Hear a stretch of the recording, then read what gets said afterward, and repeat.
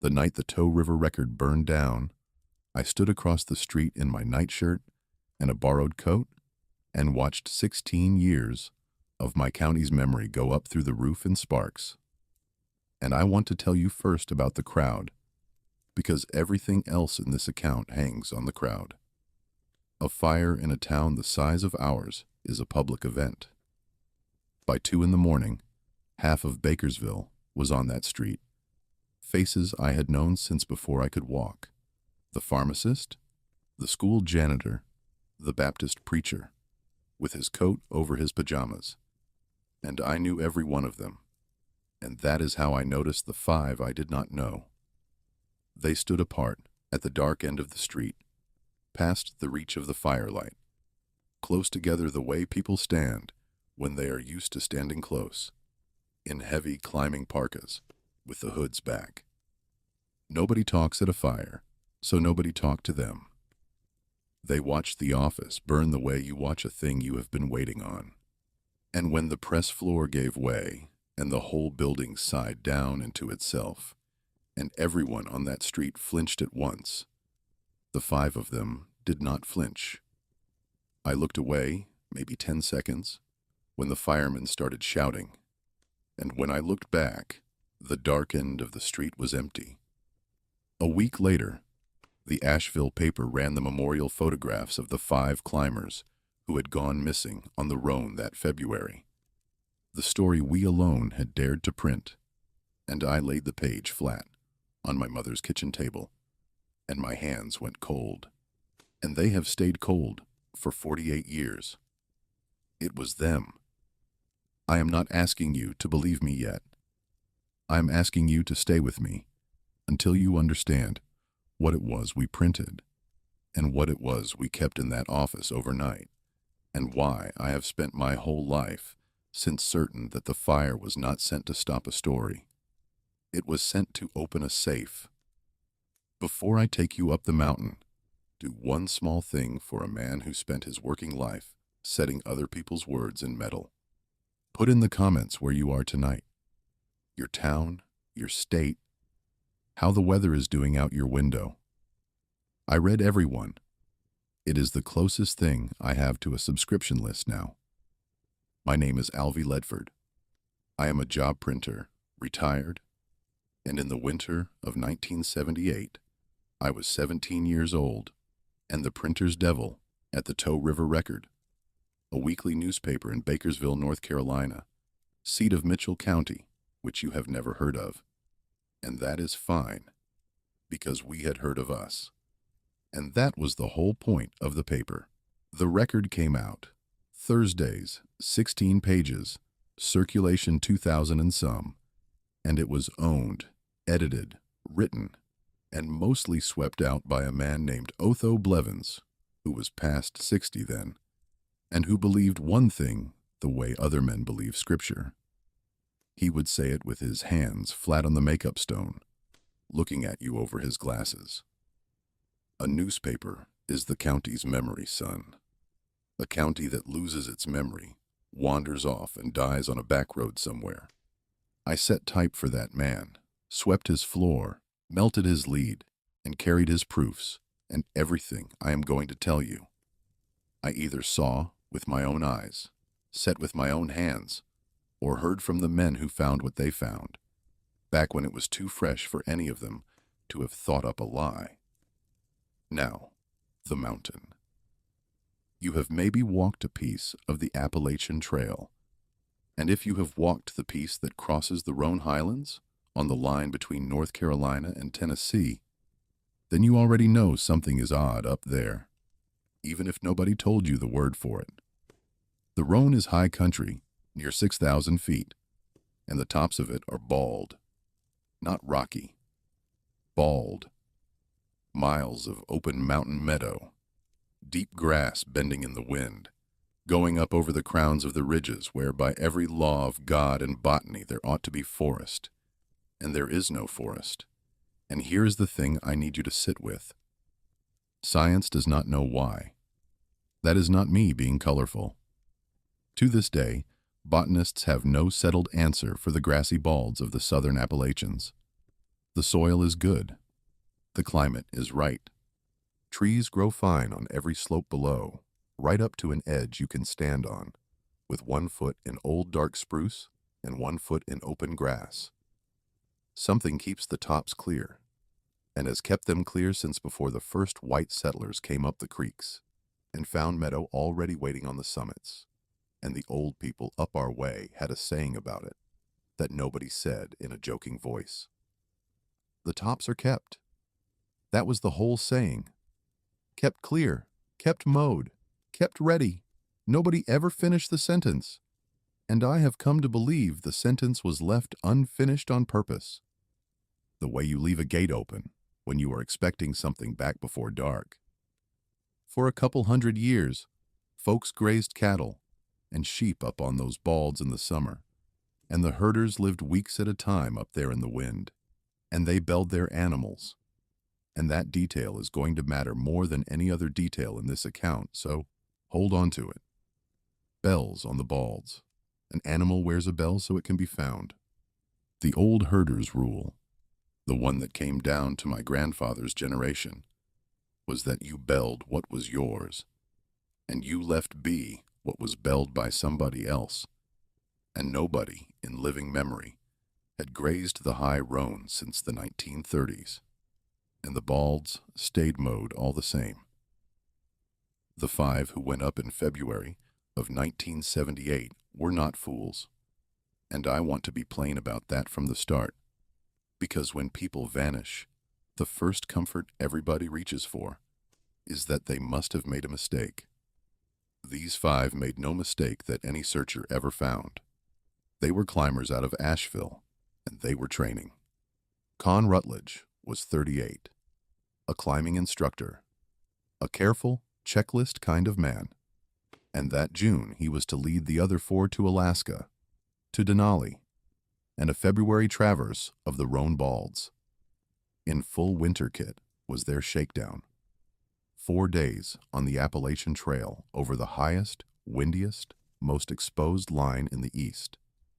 Which sounds mad until you learn that the weather on the high Roan in a February blow is honestly compared, by people who have stood in both, to the weather in the big ranges. That is why climbers went there. Wind you could lean on. Rime ice a foot thick on the fur at the edges of the balds. With Con went Dana Faircloth, who taught school, Micah Strang, who fixed transmissions and was the strongest of them, Cheryl Peak, quiet, good with a map, and June Hollifield, 26, the youngest, who had grown up in Spruce Pine, 20 minutes from my house, and whose mother knew my mother from church, which is the kind of fact that turns a news story into a neighbor. They parked 2 cars, one at Carver's Gap, where the trail crosses the state line road, and one down at the far end, where they meant to come out. And they went up from the gap on Saturday morning, the 25th of February, into a fine cold day, and a man feeding his stock along the road watched them climb the steps of packed snow up onto Round Bald in single file. 5 dark shapes against the white, going up easy and strong. And that man was the last person in this world we can be sure ever saw them. They were due out Wednesday. Wednesday night, the storm came in off the plateau, and it snowed the mountain shut for 2 days. And Thursday, nobody worried much, because you allow a party like that an extra day, and they had a rule of their own, Con's rule, written in the trip plan he filed like the careful man he was.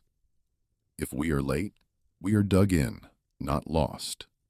Come slow, come safe. On Friday morning, June Hollifield's mother called the sheriff, and the sheriff called the rangers, and by Saturday, first light the county was climbing the mountain after them, and I was standing in the press room door watching Otho Blevins pull his coat on, because in a county like ours, the editor did not send anybody to the story. He was the staff. He went himself, and he took me, because I was young and strong and could carry the camera bag, and that is how a 17-year-old typesetter came to be standing at Carver's Gap on the 5th of March, 1978, when the radio at the fire truck made a sound I had never heard a radio make. A man's voice with all the procedure gone out of it, saying they had found the camp up on Grassy Ridge, and then saying, in the same skinned voice, that nobody was going to believe it till they saw it. I want to give you the search first, the way the searchers got it, in order, cold, one thing after another, because the order is what ruined the easy explanations. On Saturday, while the storm still combed snow off the tops in banners you could see from town, the ground teams worked the low approaches and found the first car at Carver's Gap, under a drift, patient as a stone, and the second car at the far trailhead, untouched, still waiting to be driven home. So the party was on the mountain. Sunday broke blue and bitter, and they put every man they had up the trail, 40 from our county, more from Avery and Carter, Rangers, a Tennessee rescue squad with a toboggan, and Deputy Ewell Trivett, who I had known my whole life, who used to buy me a drink candy at the feed store when I was small, and it was Ewell's team.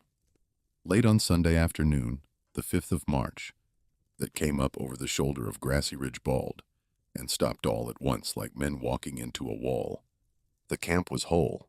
That is the first thing. 2 mountain tents, good ones, dug in and guyed out the way a climbing instructor teaches it. Snow walls built windward, everything shipshape. The stove was in the vestibule of the first tent, with a pot of ice on it that had been supper. 5 packs, squared away. Sleeping bags laid out, empty, flat as made beds, boots. That was the detail that took the wind out of the older men, the ones who had pulled frozen hikers off that mountain before. 10 boots, 5 pairs. Inside the tents, warm, dry socks balled inside them. Whatever those 5 people did on that ridge in a February night, they did it unshod, in a wind that was killing exposed skin in minutes. And they did it without knocking over so much as the pot. The second thing was the rope. Con Rutledge carried a 120-foot climbing rope, a good one, and the searchers found it run out from the door of the first tent, straight up the open bald, uphill, toward the summit line and the last light. The whole length of it, and staked. Not dropped, not blown. Staked at the tent end with an ice axe driven to the head, and staked at the far end with a second axe the same, and stretched between them dead straight and drum tight. 120 feet of line pointing up the grass like a surveyor had set it. And where it ended, at the high stake, the snow was blown too hard to hold a track. Ewell Trivett told Otho, and I stood at Otho's elbow and heard it, that he had worked rescue on that mountain for 11 years, and he could not think of one sane reason for that rope. And then he said, "And I have never forgotten it, but I will tell you what it looked like, Mr. Blevins. It looked like a handrail, like somebody rigged a handrail for walking up that bald in the dark, and then everybody used it. The third thing was in the middle of the camp, set on a flat stone the searchers swore none of them had moved, in the trodden space between the 2 tents where the snow was packed from boots. It was a bell, an old bell, iron, hand-forged, black, about the size of your 2 fists together, the kind the herders hung on cattle up there 100 years gone, except that every man who handled it said the same 2 things about it. It was older than any bell they had ever seen, older than the ones in the county museum, the metal gone the color of a stove lid, the loops of it worn thin as wire, where a strap had ridden for God knows how long, and it had no clapper, not lost, not broken off. The inside of it was smooth, unworn, unstruck, a bell that had never once been meant to ring. It sat on that flat stone in the exact middle of that dead camp, like the one thing in the world that was where it belonged. And around it, and this is in the search log, in Yule's own hand, the snow was melted back in a circle about a hand's width all the way around, down to the winter grass, as if the iron had sat there warm all night in a wind that was 10 degrees below the zero. And the fourth thing was the journal. Con Rutledge kept a trip log the way he did everything. Neat, dated, dull as arithmetic. And it was in the tent in his pack. And the last pages of it are the reason this account exists, and the reason a newspaper office burned. And I am going to give them to you the way we printed them. But not yet, because you need first to know what the searchers did, which was everything right. They gridded that bald, and the next one, and the drainages on both sides for 9 days. They flew a helicopter from Elizabethton on the 2 days the wind allowed it. They brought dogs up, twice, and both times, and this is also in the log. The dogs worked fine on the approach trail, took scent strong at the camp, followed it to the rope, ran the line of that rope uphill nose down like they were reading print, and stopped at the high stake. Both dogs. Different days, different handlers. Sent to the stake, and at the stake, sitting down. Not casting for a lost trail the way a dog does, whining and circling.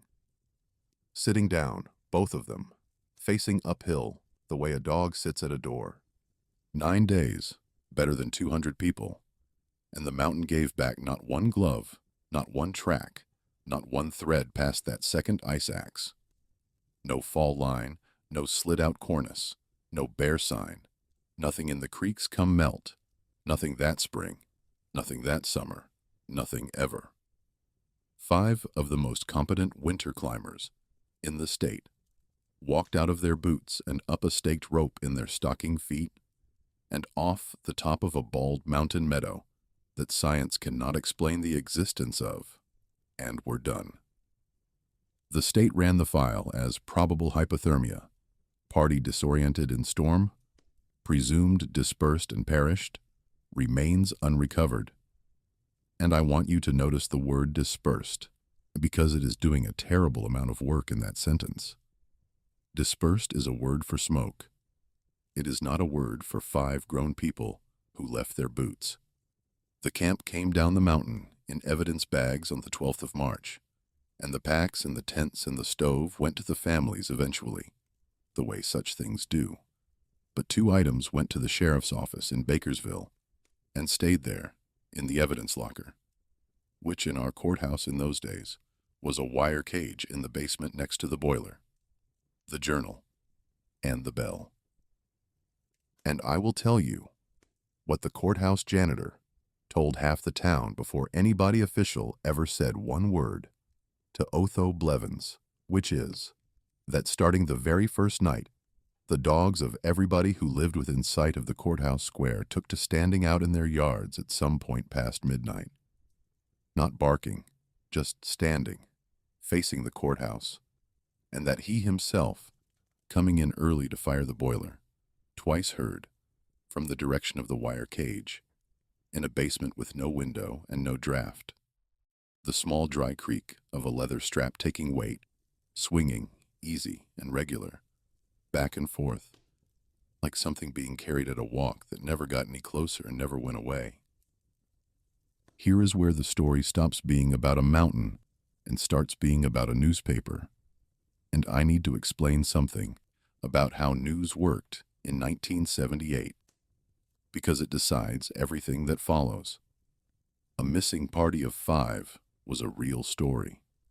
And for the first week, the big papers ran it. The Asheville Daily, the Charlotte paper, even a wire item that went national. Experienced climbers, massive search, no trace. But those stories were written from the front steps of the courthouse, from what the sheriff said.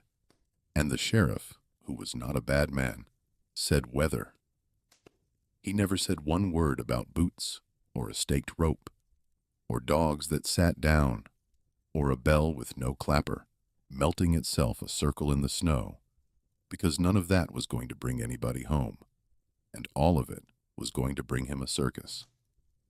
When a reporter from Charlotte asked straight out about, quote, unusual findings at the campsite, the sheriff said the findings were consistent with disorientation in severe weather, and the reporters wrote that down and drove home, and I do not blame them. They had never stood on a bald. They did not know Con Rutledge filed trip plans like tax returns. To them, the Roan was a smudge on the way to Tennessee, and the phrase local color meant everything I loved. And one editor at one daily, when Otho called him that spring to say there was more to it, told Otho, and Otho wrote the words on his desk blotter, where I read them every day for months, thanks all the same. We do not print ghost stories about dead families. The families. That word did it, I think. That word lit the fuse. Because the families were not asking for silence. That is the part everybody who was not there gets backwards. June Hollifield's mother sat in our front room, in my mother's second-best chair, in April of that year, and she was not crying. She was past it, and she said, "They are telling me my June got confused and wandered." And Mrs. Ledford, my June carried a compass on her wrist like a watch. If the truth is strange, then the truth is strange. I would rather live the rest of my life with a strange truth than a kind lie, because a kind lie means nobody is even looking anymore. And Otho Blevins sat in that room with his hat on his knee and listened. And on the walk home, in the dark, he said to me, in the voice of a man arguing with himself and losing, "Son, every paper in this state has decided the respectful thing is to let it be vague, and there are 5 families over in Asheville who know exactly none of what Ewell Trivett knows." He stopped under the street light at the bottom of our hill, and he said, "Memory, Alvy. If the county's memory will not hold the county's worst week, then what in the hell am I keeping it for? If you have been with this channel a while, you know I stop about here, and I keep it brief. Accounts like this one, told plain, no dressing up, no music under it, are what we do. If that is worth something to you, subscribe, so the next account finds you without having to search. And tonight, when you finish this one, if you happen to live in sight of high open country, take one look up at the tops before you turn in. Just one. You will know what you are looking for by the end. The sheriff would not give Otho the journal, but he did something almost worse out of friendship. He let him see it, and he let him take the bell. You have to understand how small our county was. Otho Blevins had photographed every wreck, flood, and ribbon cutting in Mitchell County for 30 years.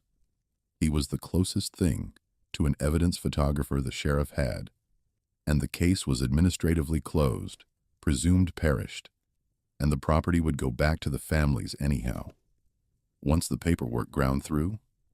And the plain truth, which Ewell Trivett admitted to me at Otho's funeral years later, is that the men who worked in that courthouse wanted that thing out of their basement.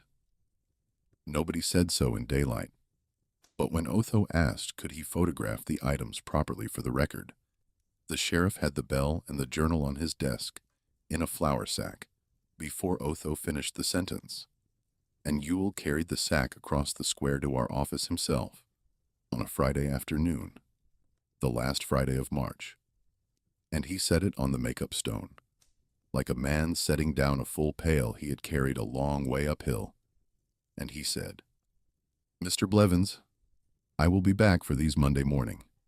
And he was out the door before the echo quit. He was not back Monday. He was not back Tuesday either. And when Otho telephoned across the square about it, the sheriff allowed as how there was no hurry at all, the case being closed. And I have come to believe the plain truth of that week is that no man in that courthouse could make himself in any hurry to carry that sack back down those basement stairs.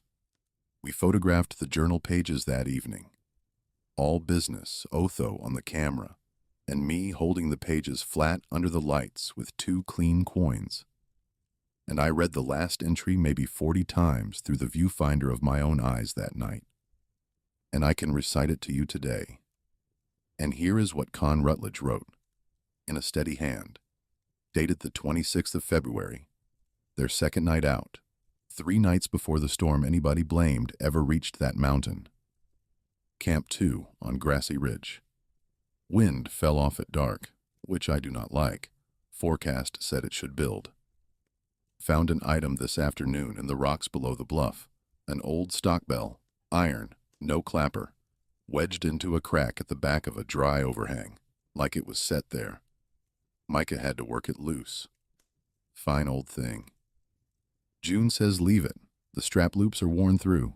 Somebody valued it. I am taking it down for the museum in Bakersville. It is history rotting in a rock. Hung it on the ridgepole for tonight. Then, farther down the page, no time written, the hand still steady but larger, the way a man writes in gloves or in a hurry. Wind dead calm now. Grass on the bald is moving against no wind in lanes uphill of us, all of it uphill, like something walking every row of a field at once.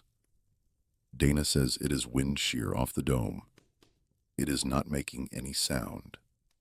And then one more line, the last thing Con Rutledge ever wrote, pressed so hard, the pencil tore the sheet at the end of it. It has stopped at the light line.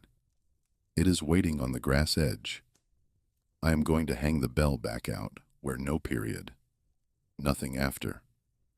The next anybody knows of that camp is Ewell Trivett, walking into it 5 days later and finding the bags flat, the boots inside, the rope staked up the bald like a handrail, and the bell not on the ridgepole, where a dead man's last sentence says he was carrying it, but set out in the middle of the camp, on a flat stone, in its own little circle of melted snow.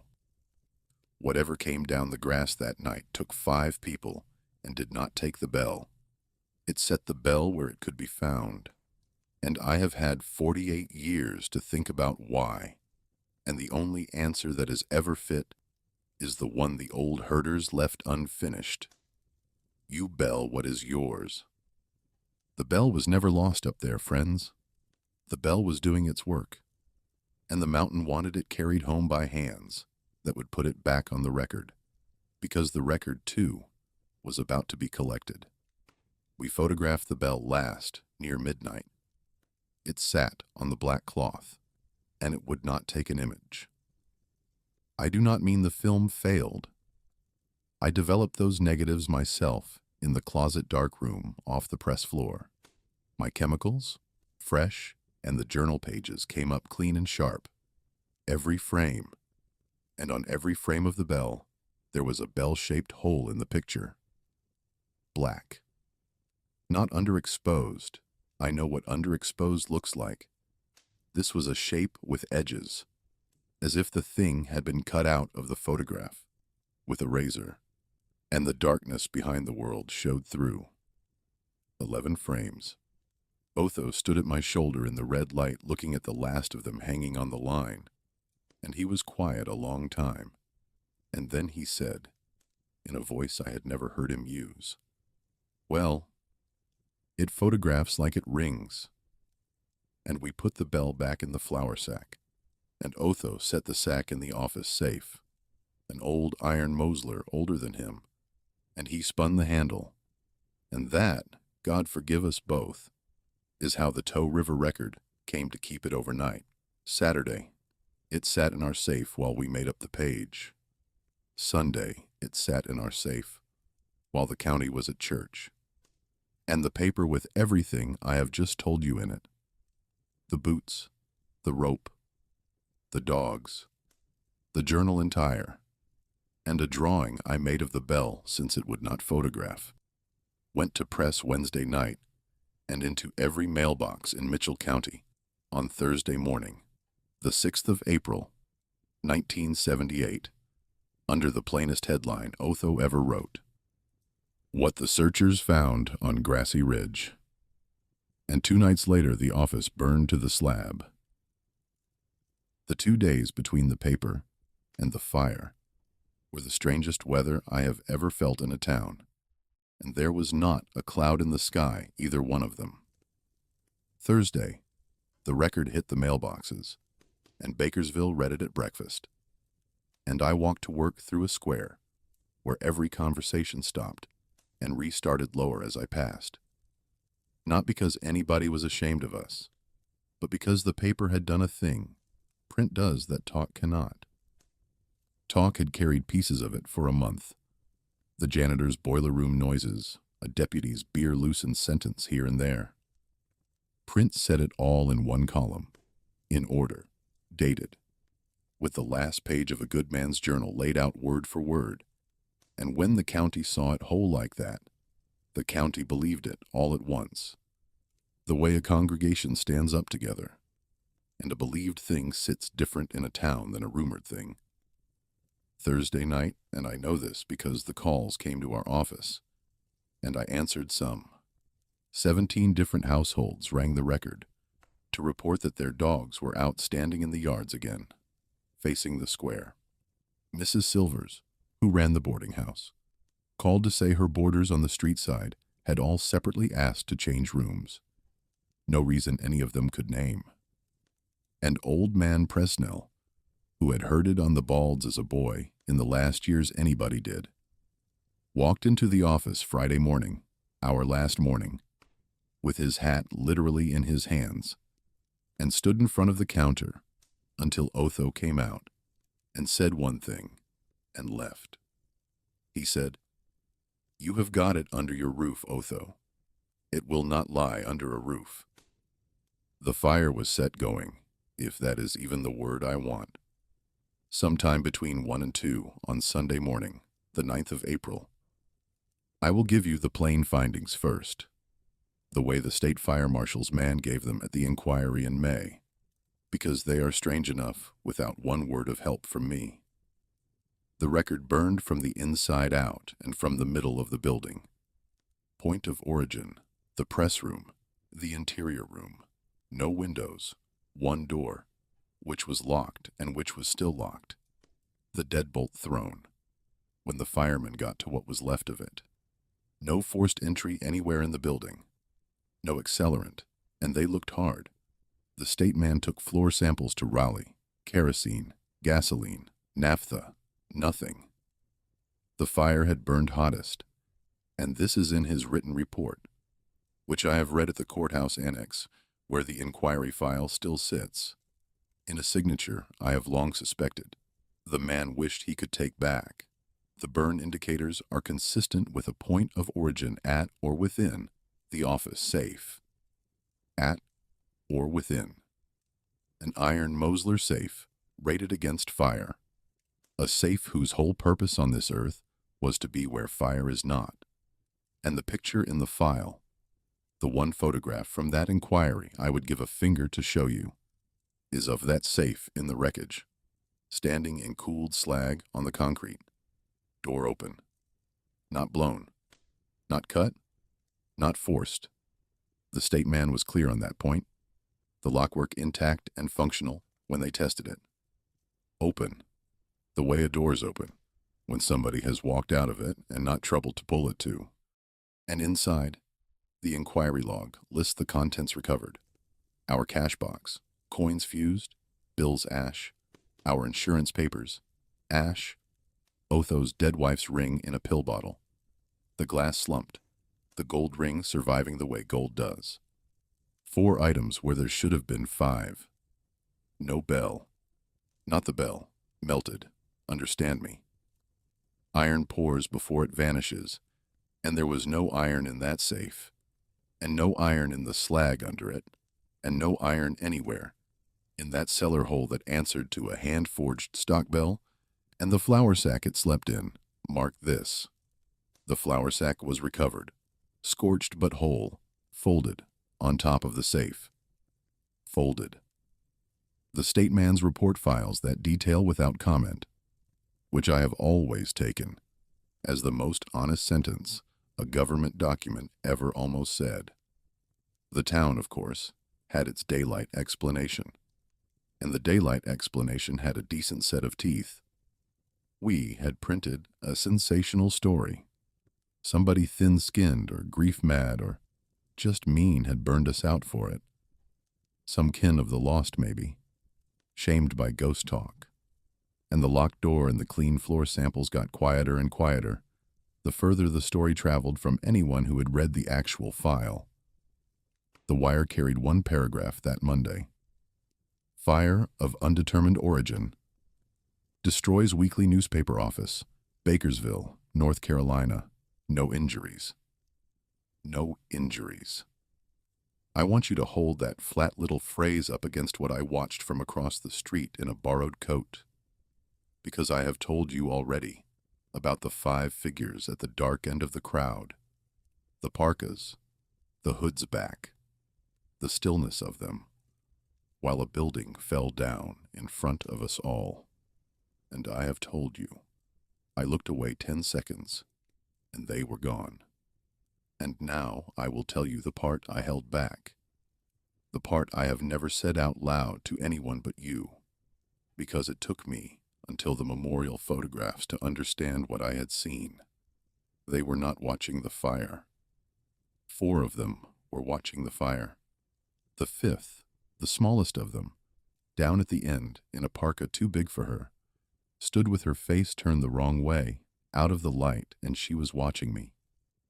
The boy across the street in his nightshirt, with his coat over it, printer's ink still under his nails from the very pages. And I met her eyes, or the shadow where her eyes were. For what I have decided was 3 seconds and have spent a lifetime measuring. And I felt looked at the way you feel it on the back of your neck in an empty house. And then the pumper's floodlight swung as the press floor came down, and every shadow on that street jumped.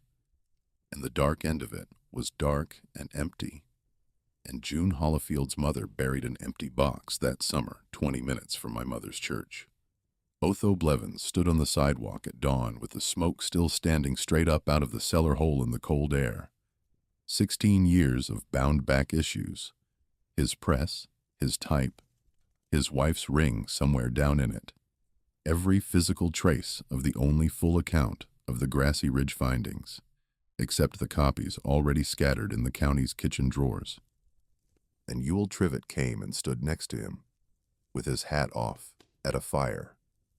And after a while, Otho said, in a voice with nothing dramatic in it at all, which is how I knew it was the truth of him, "Well, Ewell, you said you would be back for it Monday. I expect somebody beat you to it." And Ewell Trivett, a sworn deputy of Mitchell County standing in front of a crime scene, did not say anything back. He put his hat on and squeezed the old man's shoulder and walked over to string the rope line, and the two of them never spoke of it again in this life. And the Tow River Record, which had come out every Thursday since 1962, had published its last issue, and the last story the county's memory ever held was the one the county has spent every year since trying to agree it never quite believed. Time did what time does, which is not heal, whatever they tell you, but silt over. The inquiry closed in May of '78, undetermined. The missing file stayed open the way a drawer stays open in an empty house. And in the spring of 1985, 7 years on, a judge in Asheville signed the orders, and Con Rutledge, Dana Faircloth, Micah Strang, Cheryl Peak, and June Hollifield were declared dead in law, which is a strange mercy, because it let 5 families bury 5 boxes and stop flinching at telephones. I set type in Johnson City by then, but I drove back for the service they held together, all 5 families in one church, and I will tell you the one thing from that day I carry. Con Rutledge's father, a tall old man bent like a question mark, stood up at the front and said, "My son filed a plan for everything he ever did in his life, and I have to believe he filed one for this." Wherever they walked to that night, he was first on the rope. And 200 people nodded, in church at a sentence like that, because every one of them had read the record. And that, friends, is what a newspaper is for. Otho was right. A county that keeps its memory can stand up under a strange truth. It is the counties made to swallow kind lies that wander off and die on a back road. Otho Blevins never rebuilt. The insurance was ash in its own drawer, which the company found funny in a way that had lawyers in it, and they settled him thin, and a chain weekly out of Burnsville bought the name and the subscription list and ran bake sales and school board on the front page, which is fine. That is a newspaper too. But it was not the county's memory. It was the county's bulletin board. Otho kept bees after that up at his home place, and he lived 21 more years. And here is the mercy in this account, such as it is. He was not a haunted man. I drove over and sat with him most months, and we talked type and politics and bees, and only twice in 21 years did he open the door on it. Once was the day I finally asked him why he took the sack from Ewell at all, why he did not photograph it in the courthouse and leave it be. And he looked at his hands a good while and said, "Because I did not believe it yet, son. I had heard everything you heard, and I did not believe it yet. And a newspaperman who believes nothing handles everything. That is the trade's disease. And the second time was the last time, in the hospital in Spruce Pine in the fall of 1999, when his voice was mostly gone, and he took my wrist, and I leaned down, and Otho Blevins spent some of the last air he had on this. We didn't print anything wrong, son. Every word stood." He stopped and gathered, and finished it. "We just kept it overnight. It don't blame the telling, Alvy. It come for the keeping. I have thought about that sentence for 27 years, and I believe it is the whole law of the thing. Plainer than I could ever preach it. Nothing that lives on the balds objected to the truth being told. The truth ran in 2,000 kitchens that Thursday, and not one of those houses so much as smelled smoke. The office did not burn for what it printed. The office burned for what was in the safe, and the proof of that is arithmetic. 4 items where there should have been 5. A folded sack. A door left open by something that has never once in all this account touched a lock it did not own. The bell was theirs. The bell was always theirs. 5 strong climbers took it off the mountain and did not live to unpack. And one old editor kept it 2 nights under a roof and lost everything but his life. And I have wondered, until my hair went white, why the difference, why they were taken entire, and he was only burned out. And the nearest I have come is this. Khan's party carried it away. Otho only sheltered it, and was setting it back on the record, where a bell that cannot ring does its work, being known about. Maybe that bought grace. Or maybe grace is the wrong word for a thing that pays you like a landlord. Exact, no malice, receipt folded on top of the safe. I am an old man now, and I will close where an account like this one has to close, which is with what remains. The families have their stones. The inquiry file sleeps in the courthouse annex, and you could read it tomorrow if you drove there, and the clerk would bring it to you, and your coffee would go cold in your hand at the phrase "at" or within the office safe. Same as mine did. The balds are still up there, and they are still bald. And in all the years since, the botanists have published their papers on grazing and fire and climate, and every one of those papers ends in the same place, with the mowed grass going over the summits and no tree daring it, and none of them can tell you why. And I can, but nobody with letters after their name has ever asked me. And one thing more remains, because I am my editor's son in every way that counts, and a newspaper man keeps the record. I have the galley proof, The full page, what the searchers found on Grassy Ridge, pulled wet off the stone by my own 17-year-old hands, the Wednesday night before the world changed, folded once, and it has lived my whole life since inside the family Bible in 2 Kings, and I have never unfolded it. Not once in 48 years. Every word of it is in my head anyhow. But I learned the law of this thing standing across a street in a borrowed coat, and the law is, the telling is free, and the keeping is dear. And a folded page in Scripture is as close to the line as I am willing to live. Last October, I did a thing I had put off for most of a lifetime. I drove up to Carver's Gap in the late afternoon and walked the steps of packed earth up onto Round Bald, an old printer with a stick. And I stood in that grass in the last light, the way 5 people stood in it once, strong and laughing and 4 days from Alaska in their minds. And it is beautiful up there. Friends, I want that said plain in this account. It is the most beautiful place I know. The grass runs gold at dusk, and the wind combs it in long lanes, and the tops go on forever, mowed and shining, kept. And I stood there until the light line came up the east side of the Bald, the way it does when the sun drops behind the Roan, and the grass below the line went dark, and the grass above it burned, and right at that edge, uphill of me, 30 feet, the wind quit. All at once, like a door shutting, and in the dead, calm the grass in front of me kept moving, in lanes, uphill, toward the summit, easy and regular, like rows being walked. And I did not run, I am too old to run, and I do not think running is what it wants anyhow. I took off my hat, the way you do in church or at a fire, and I said, out loud, in the calm, I kept nothing of yours. I only carry the words. And the grass finished its lanes to the top, and the wind came back off the dome, like it had only stepped out a minute. And I walked down those steps in the blue dark to my truck, and my hands on the wheel were as warm as any old man's hands ever are. And that is my proof of the law, and it is the only proof I ever intend to collect. If you go up, and you should, it is glory up there.